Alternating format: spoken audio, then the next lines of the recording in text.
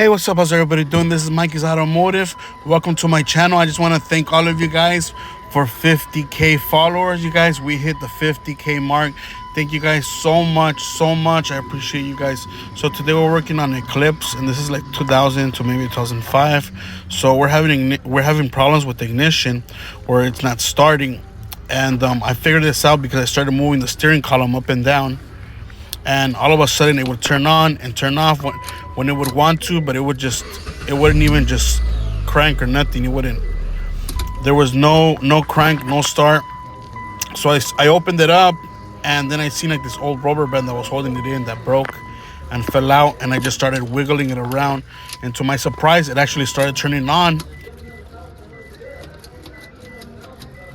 and I could see like a little spark inside the ignition switch, like that wasn't making contact, like a little spark. And I'm like, that's not normal. So that's how I found out. And usually you'll see it on these cars, these Eclipse, they have the problem with the ignition switch behind it. And this is not the ignition lock cylinder. Don't get it confused where you put the key in.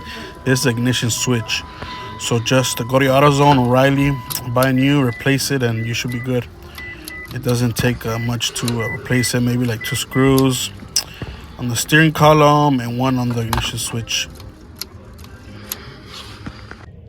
And I opened it up so you guys can see it.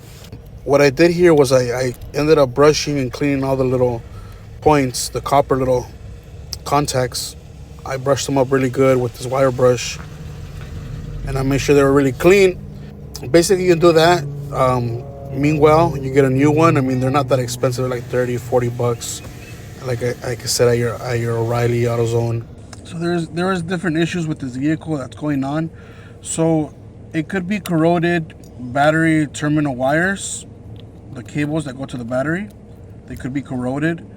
Also, it could be a relay, could be a bad starter, or an electrical problem. Okay, that maybe it could be a wire that's not being grounded so well.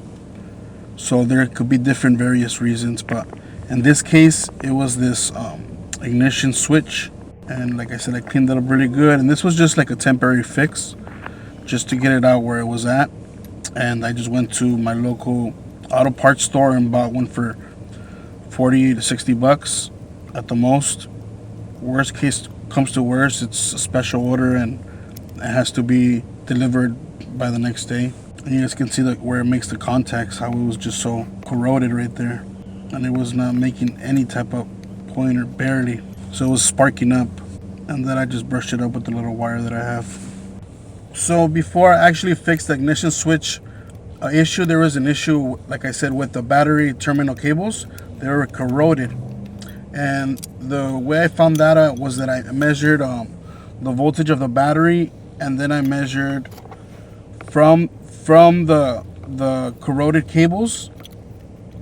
I took a measurement from there, and I noticed that there wasn't a lot of power going through passing the terminals, right? It was like at maybe like 9 volts, and when I measured the battery, it was like 12 something. I'm like, hey, you're something's wrong with the terminals, they're corroded. I cleaned them up really good. We took off the terminals. We brushed them with this little wire brush that I have, and it started getting more power, because it was acting like if it was dead, if it didn't have no battery power.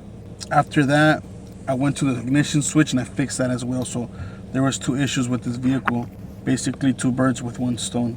And this is me just being a geek and just cleaning up the ignition switch and seeing if it was the issue. Of course, you never want to put back used parts for the customer. You want to get them new stuff just so it doesn't have that issue.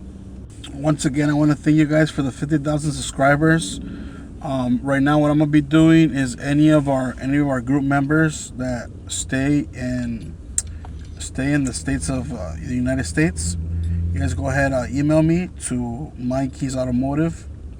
That's mykeysautomotive@gmail.com. I'm gonna send you guys individually a random leash tool, okay, for automotive.